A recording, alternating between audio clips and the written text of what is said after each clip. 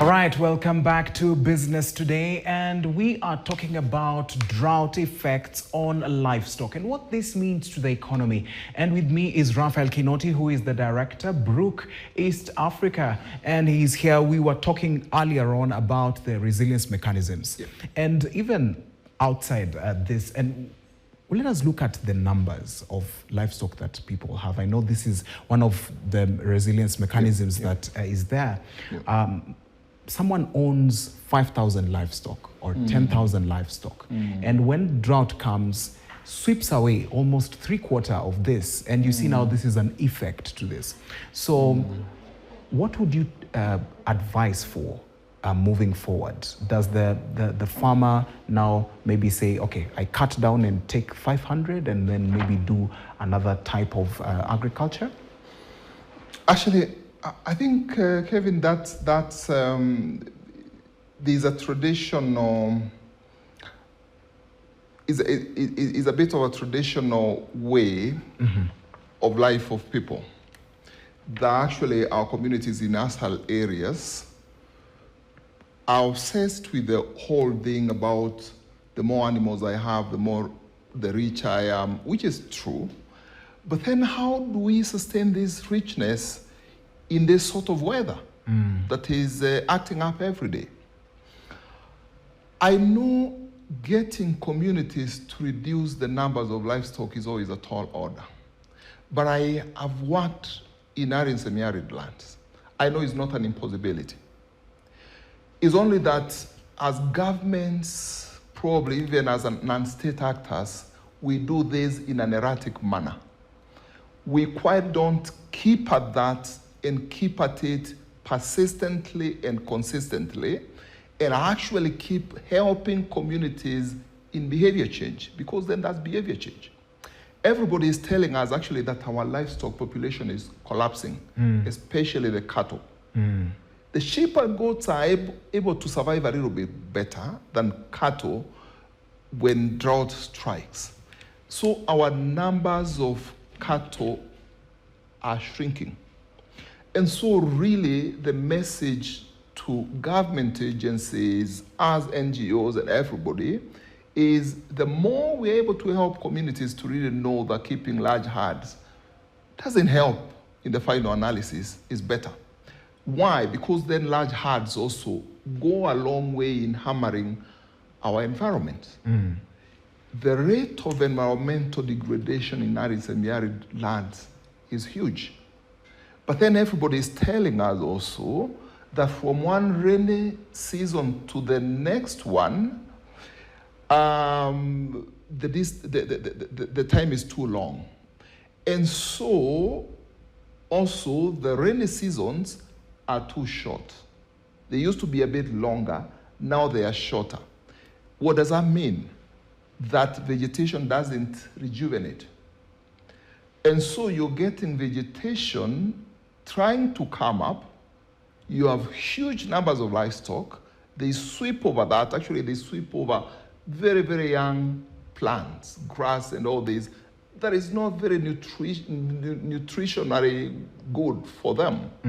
And so they are gaining very little. The bodies of these livestock are not rejuvenating enough. And so when the drought comes, then shoop, we lose a little bit more than actually we lost in the last drought cycle.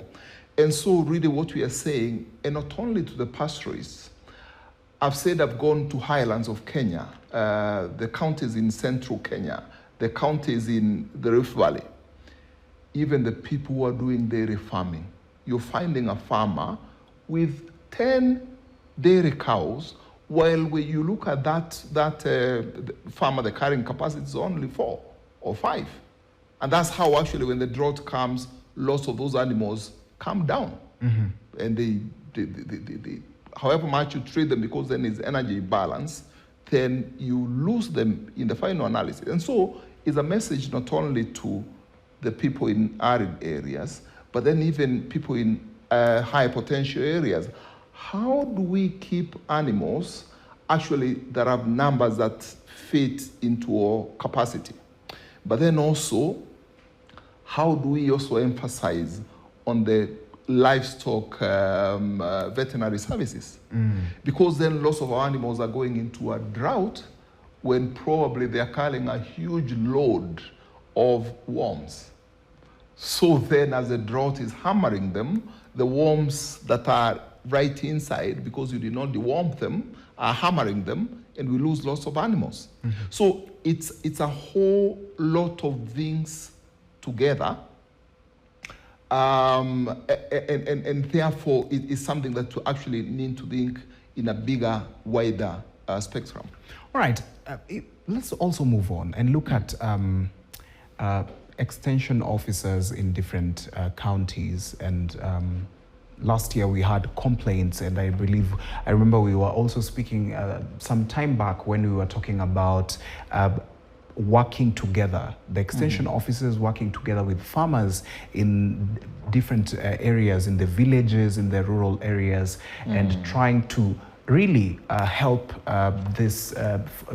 maybe the smallholder farmers to at least embrace good ways of farming. So what do you think about extension officers when it comes to knowledge and awareness of these strategies, when it comes to making sure that someone's farm survives through the period of drought? What do you think about this? Kevin, I'll tell you this for sure. The question of extension services in this country is a big question. Actually, it's the other big challenge. Everybody was hoping that with the advent of the counties, then we would see a bigger number of extension officers actually coming to our farms.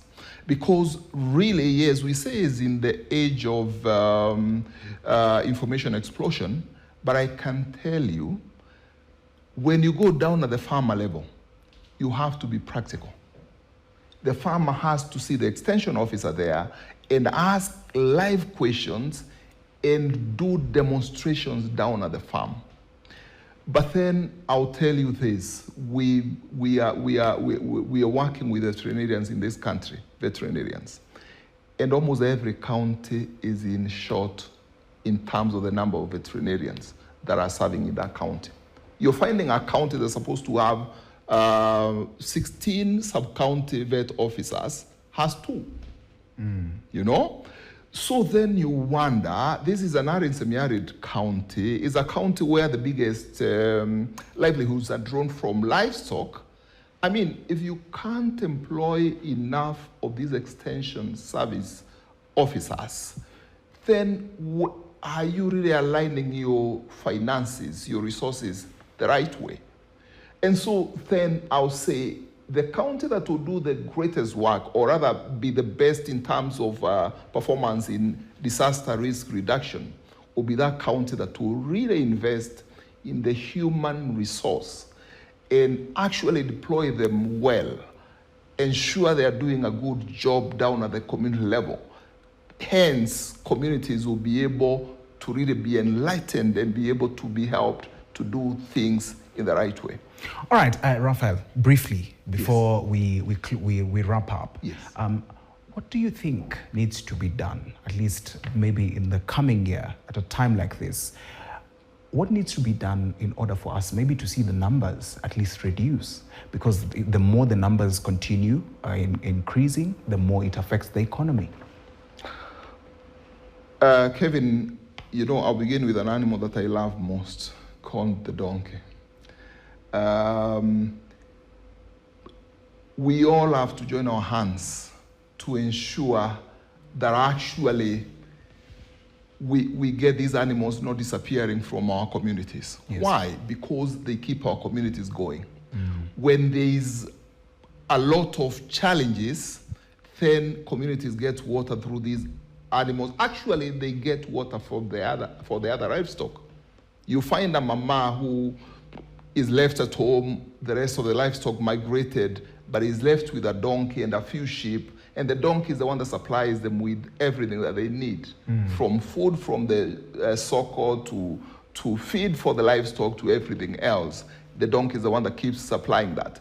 We have to think about this critical animal. But then secondly, we have to think about other coping mechanisms. How do we save our water? How do we save our environments? How do we rejuvenate degraded areas? How do we store pastures? Because then whatever we get, we don't store.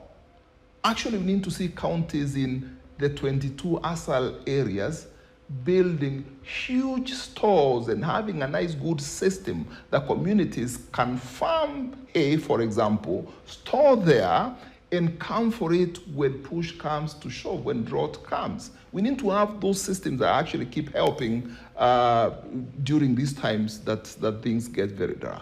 All right. Thank you so much for joining us. Raphael Kinoti there giving us tips on how we can survive through the drought even going forward. Thank you so much.